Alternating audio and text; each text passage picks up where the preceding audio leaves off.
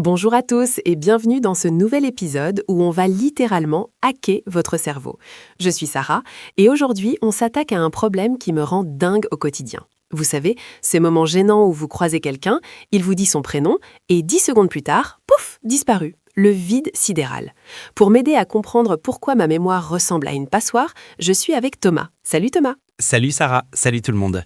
Alors rassure-toi Sarah, ta mémoire n'est pas une passoire. C'est juste que tu l'utilises probablement comme un disque dur, alors que ton cerveau, lui, c'est plutôt un GPS ultra sophistiqué. C'est rassurant, mais ça ne m'aide pas à retrouver le prénom du gars de la compta. On a vraiment l'impression de devenir stupide avec nos smartphones, non? C'est ce qu'on appelle l'amnésie numérique? Exactement, c'est le fameux effet Google. Pourquoi ton cerveau ferait l'effort de stocker une information s'il sait qu'elle est accessible en 2 clics dans ta poche? On a externalisé notre mémoire. Le problème, c'est que la mémoire, ce n'est pas juste du stockage, c'est la base de la créativité et de l'intelligence. Si tu ne retiens rien, tu ne peux rien connecter. Mais la bonne nouvelle, c'est que ton cerveau a une capacité de stockage quasi illimitée. Le problème, c'est ton système de classement. D'accord, donc mon disque dur est vide, mais il a de la place. Tu as parlé de GPS tout à l'heure. C'est quoi le rapport entre ma mémoire et un GPS? En fait, d'un point de vue évolutif, notre cerveau n'a pas été conçu pour retenir des listes de courses, des numéros de téléphone ou des codes Wi-Fi.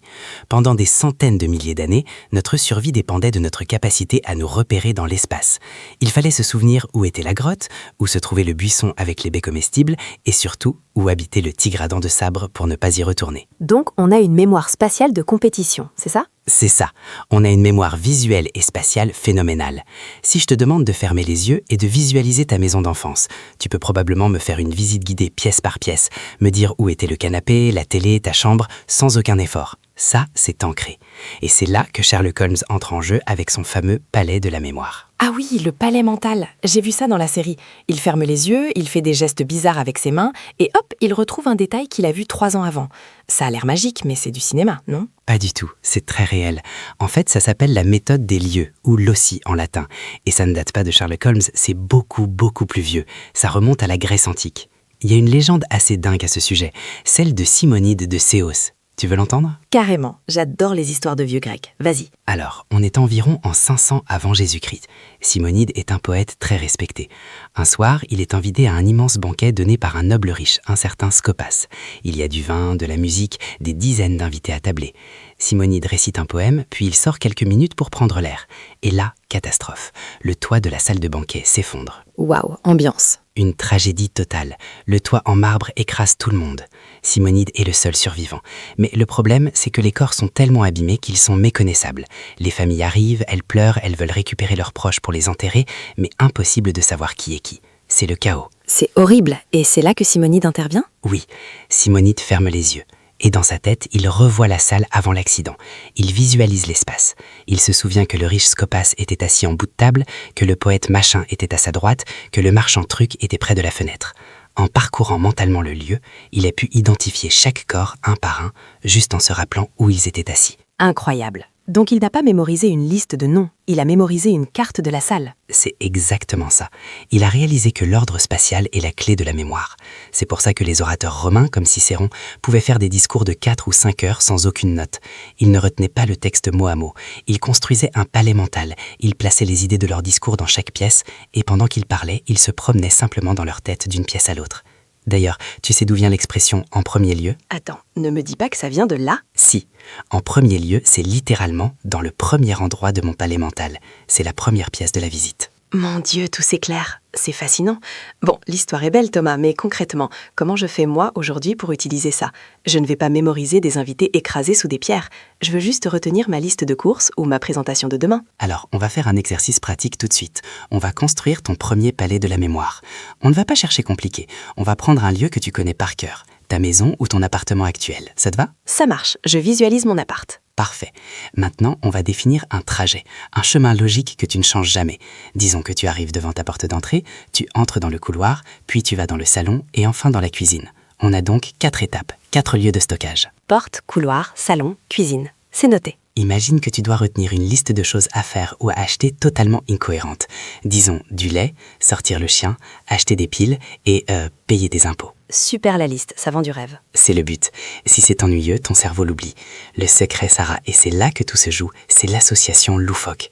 Plus l'image n'est absurde, violente, sexuelle ou drôle, plus elle s'ancre. Le cerveau adore l'exceptionnel, il déteste le banal. D'accord, donc il faut que je sois créative. On commence. Tu es devant ta porte d'entrée. Le premier objet, c'est du lait. Si tu imagines juste une brique de lait posée sur ton paillasson, tu vas l'oublier dans 2 minutes. Il faut un truc marquant. Alors, j'imagine une vache géante. Oui, mais va plus loin, fais-la interagir. Imagine une vache énorme en tutu rose qui danse la macarena devant ta porte et qui t'asperge de lait frais quand tu essaies de mettre la clé dans la serrure.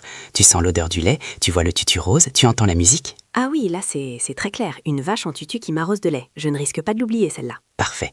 Tu ouvres la porte, tu entres dans le couloir. Deuxième élément, sortir le chien. Bon, pas juste une laisse accrochée au mur. J'imagine que le sol du couloir n'est plus du parquet, c'est de la boue. Et il y a un chien gérant, genre un caniche royal de 3 mètres de haut, qui me traîne en laisse. Moi, c'est lui qui me promène. Génial, l'inversion des rôles, ça marche super bien. Tu sens la laisse qui te serre le cou, tu glisses dans la boue. C'est viscéral. On continue. Tu arrives dans le salon. Troisième élément, des piles. Des piles, salon. J'imagine que mon canapé est électrique. Je m'assois dessus et je prends une décharge énorme. Bzzzt. Et je vois que le canapé fonctionne avec des piles géantes, Duracell. Celle avec le lapin, sauf que le lapin est assis sur mon canapé et il tape sur son tambour comme un fou furieux. Excellent. Le lapin Duracell qui fait un bruit d'enfer et l'électrocution. Tu as le son, la sensation physique, l'image. Et enfin, la cuisine. Payer des impôts. Aïe, la cuisine. J'ouvre mon frigo et là, au lieu de la nourriture, il n'y a que des liasses de billets qui brûlent. Il y a un inspecteur des impôts minuscule assis sur une plaquette de beurre qui me pointe du doigt en riant de manière diabolique pendant que mon argent part en fumée. Magnifique, Sarah. C'est presque inquiétant ce que tu viens d'imaginer, mais c'est parfait pour la mémoire. Maintenant, on fait le test, sans regarder tes notes. Tu es devant ta porte, qu'est-ce qui se passe? La vache en tutu rose qui m'arrose. Le lait. Tu entres dans le couloir? Le caniche géant qui me traîne en laisse dans la boue. Sortir le chien. Le salon? Le lapin qui tape sur son tambour et le canapé électrique. Les piles. Et la cuisine? L'inspecteur des impôts sur le beurre et les billets qui brûlent. Les impôts. Voilà, tu as mémorisé 4 éléments dans l'ordre parfait et je te parie que demain matin, si je te redemande, tu auras encore ces images en tête. Tu viens de transformer des données abstraites en scènes émotionnelles et spatiales. C'est ça le secret. C'est bluffant parce que c'est presque instantané en fait. Une fois que l'image est là, elle colle. Mais Thomas, là on a fait une liste de courses. Est-ce que ça marche pour des trucs plus sérieux? Genre apprendre une langue étrangère ou passer un examen de médecine? Absolument.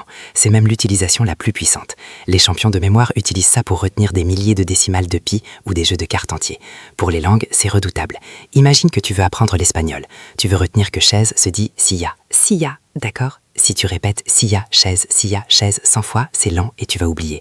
Utilise la méthode. Silla, ça ressemble à quoi phonétiquement en français? Silla, ça ressemble à si, l'outil, et la, la note de musique ou une scie tout court? Ok, prends une scie. Maintenant, associe-la à l'image d'une chaise.